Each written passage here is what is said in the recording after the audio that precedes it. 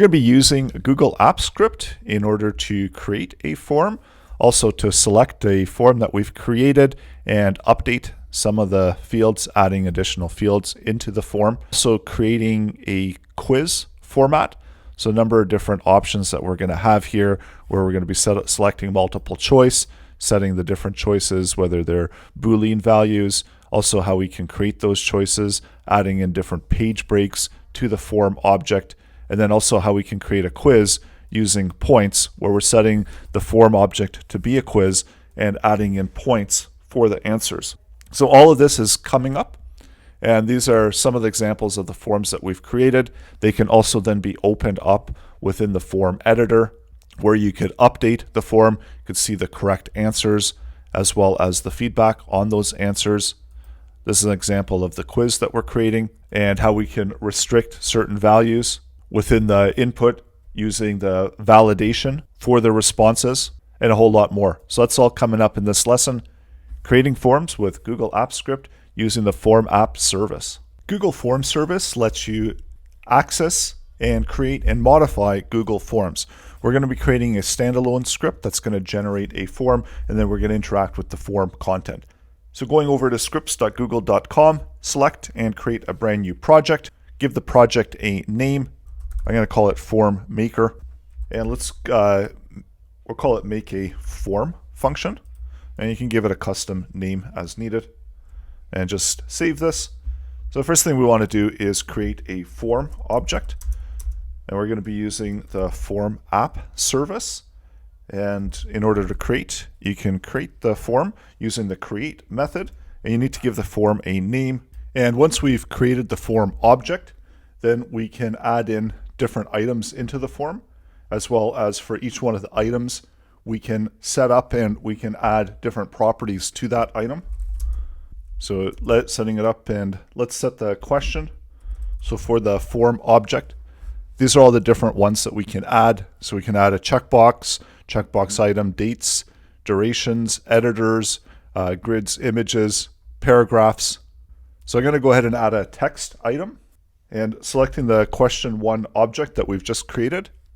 Here we can get the title, we can get information about it, we can set it to being as required. So we're going to go ahead and set it as required for question 1 as well. Let's set the title for question 1. So this is the title that's going to show up, and then the text that we want within the title. We also have options if we want to set a validation or if we want to set a point value to it. And once we've created the form, within the log, we'll get the form URL. So the URL value for the form is going to be using the form object. And let's get the ID for the form and the URL for the form. So the published URL is going to be the value and the URL that the users are going to need in order to access the form. Let's also get the ID of the form. So using the form object, and you can get the ID of the form. And I'm also going to use the mail app. So I'll send out an email to my email account with the form content. So using the session object, we can get the active user, and then from the active user, we can return back the email. So I'll log that out into the log. And then let's use the mail app. And for the mail app, we'll make a quick update, add in another variable for the form name so that we can easily change that as a variable and send that over within the create. And we'll give this a value of 1. So that will give us a value that we can add into the subject. So for the 2, this is just going out to the email address that we created. The subject, new form, then we'll add together whatever the name of the form is.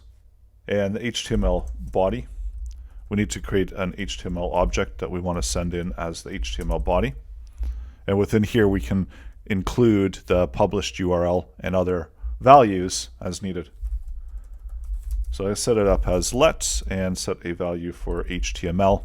And so this can contain some HTML tags, whatever the name of the form is, variable, and then add to the HTML additional content as needed. Let's add in the URL of the form, so the published URL. And I like to set this to a separate variable. It's a little bit easier to read when we're creating the HTML content and as we're going through it. And so it looks pretty good. We need to accept permissions. So let's run the make a form. And it's going to ask us for permissions as we're requiring several different services from Google in order to make the form, including sending the email and accessing the form service. So here we've got the manage forms on Google Drive, accept the permissions. Let's go back to the mail app, and I forgot to include the send mail method. So again, we need to accept the permissions for the send mail. That's why it was throwing an error there, because I didn't include the method within the send mail service. So now it's sent the email. So this is the form that it's created, the URL to the form. That's the ID of the form. And then that's the session email. There's the form that we've created. There's the email that was sent with the form URL. And then there's the two forms that were made, and including the Apps Script for the standalone script. And that's all sitting within the drive. So now let's update the form name. And we'll also include the ID of the form. And we can use that as we select it within the code, and we can update the form by selecting it and getting its ID. So it's the form ID, and we'll update to the HTML that we're sending out with the form ID. And this can contain whatever the ID value is for the form. And then we can select the form, because it's going to be a new form that's being created every time we run this function. And now we'll just be able to select it by the ID. So let's make the form, run it one more time, just make sure everything is running properly, and then go into our emails, and there's the form that we've created. And we can also open up the web URL for the form as well.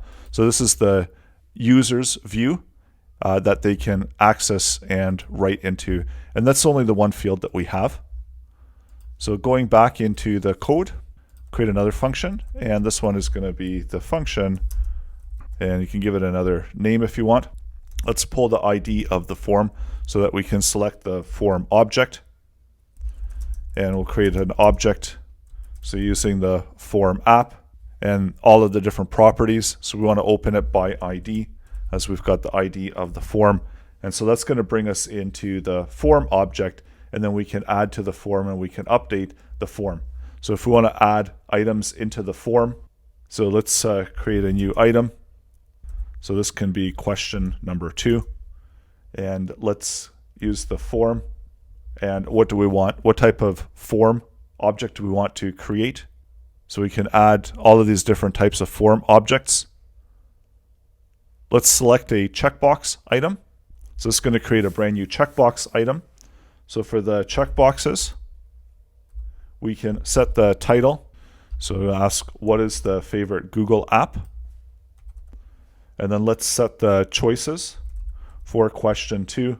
So we'll set the choices, and the choices are going to be within an array format, and they're just separated. So you can add as many items as you want within the choices, setting it to the object where we create a choice and comma separate them. So you can add multiple options there for the choices.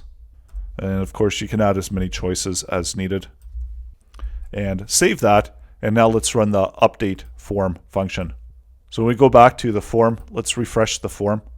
And there's our choices that have been added into the form. Let's create another function to update the form again. And typically you might have only just the one function that's doing all the updates. But this is just an example of all the different things that you can do with the form. So we're doing the same format where we're getting it by ID and opening it. And then here is where we're using the form object, and we can create and add different items. So if we wanted to have a multiple choice item list, we can create that as well.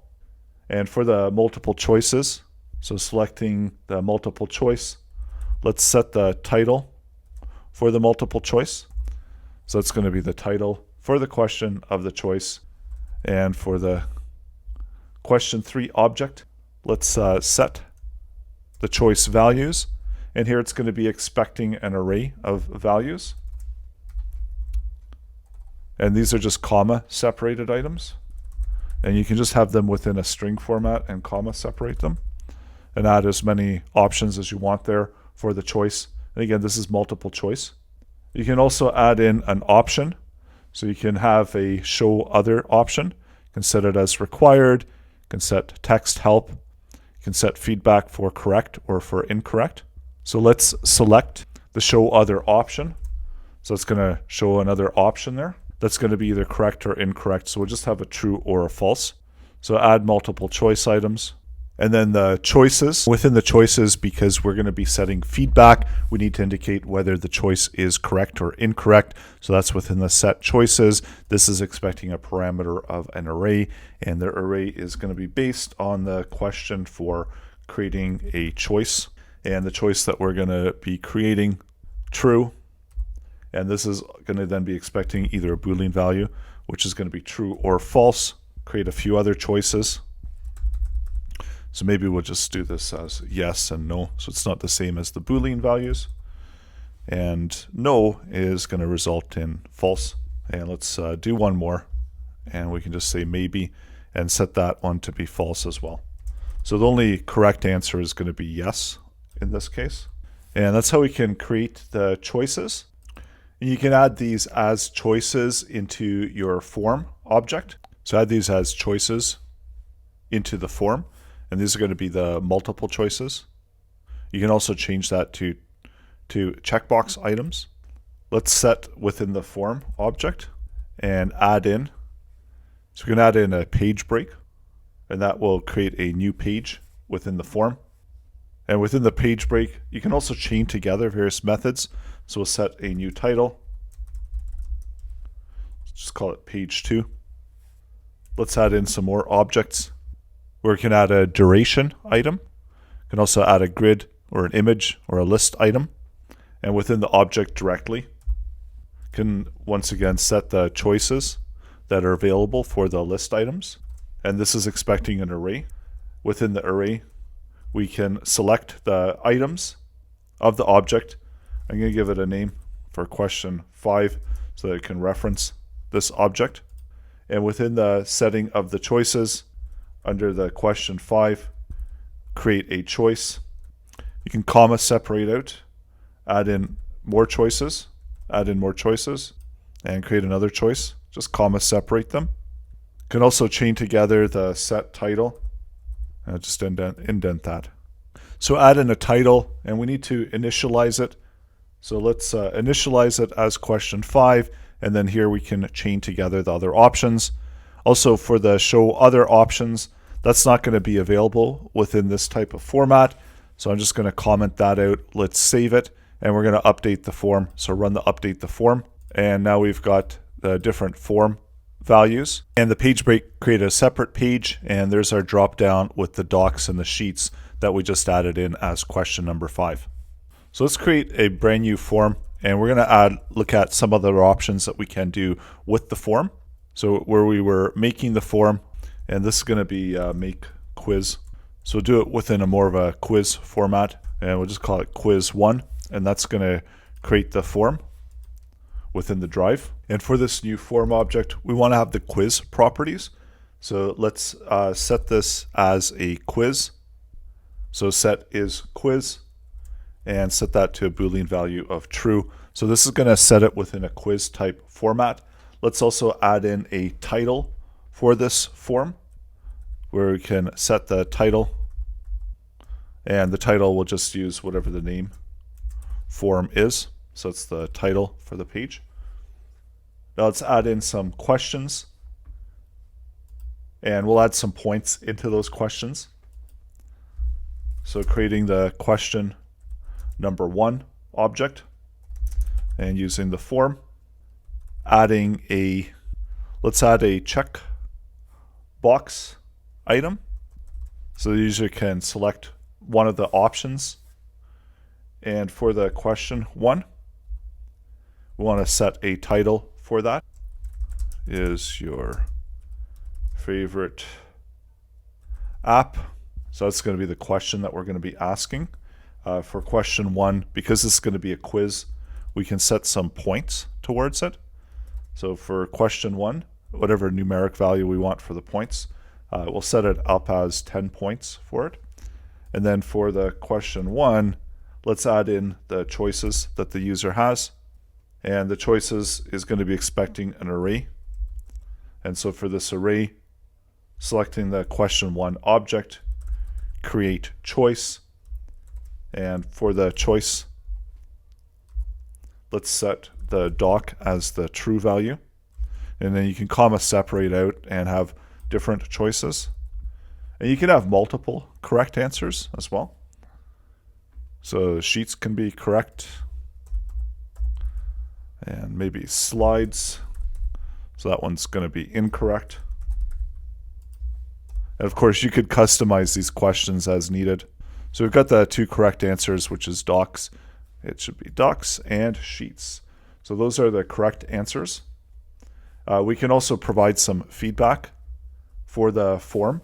So if the form is correct, then we'll provide some feedback for it. So set up an object that's going to return back the correct feedback using the form app. Create feedback. So we'll create the feedback object. And we want to set the text within the feedback object. And this can just say a message.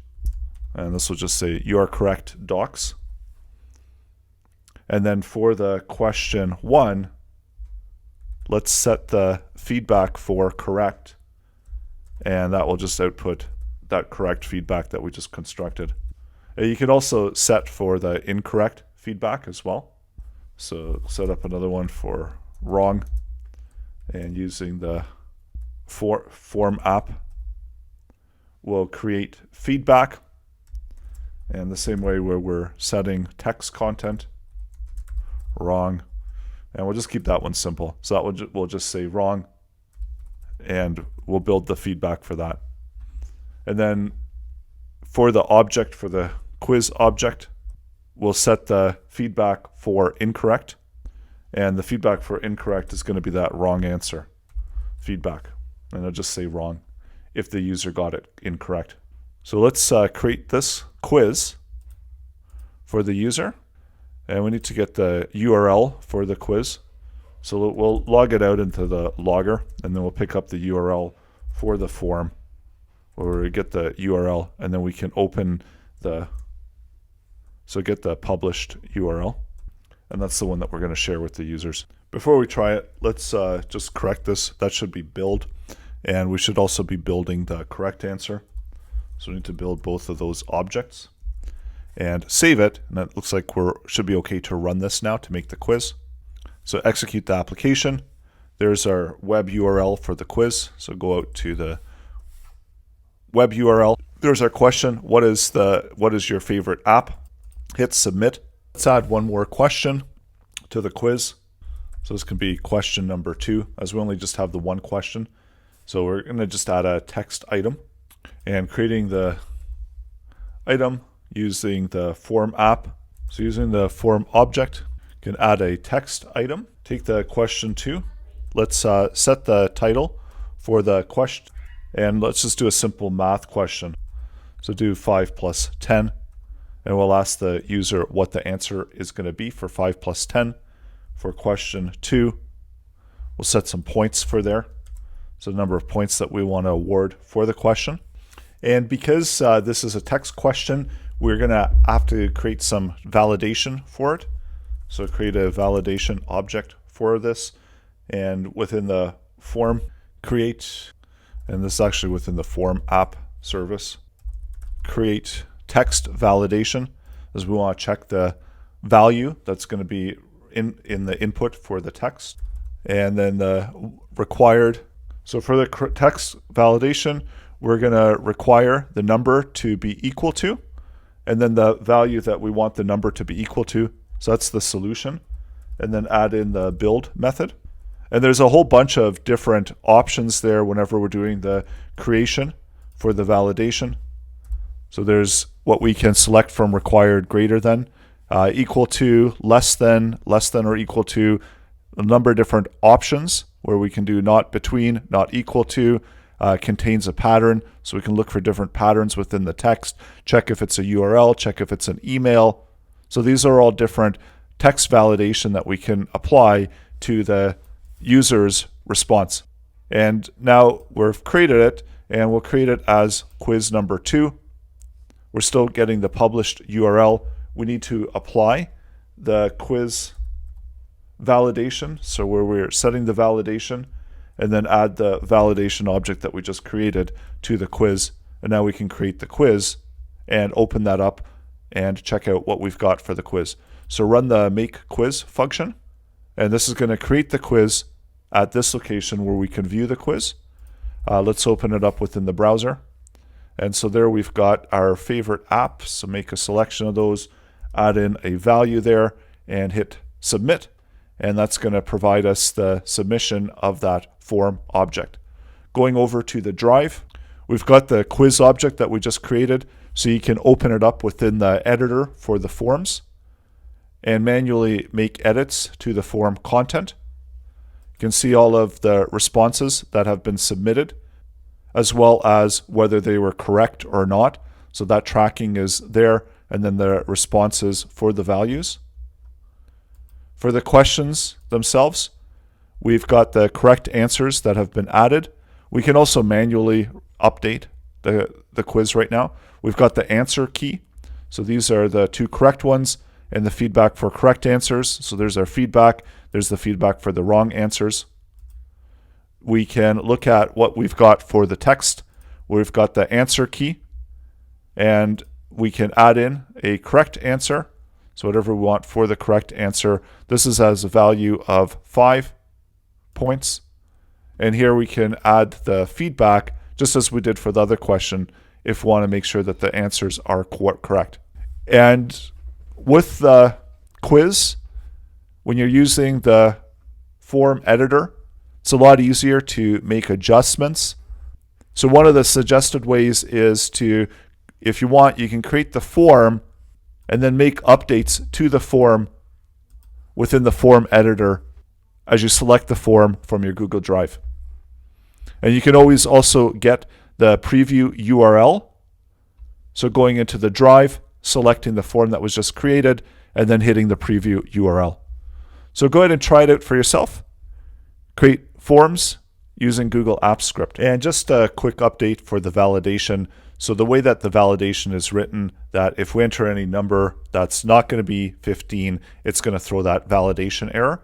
So we do need to correct that within the code, that we don't want the number to be equal to a specific value where we're doing the validation on the form field, and we want to set the required that the number is going to be between, and this is going to be the values that we're going to be between. So the start number and number 100.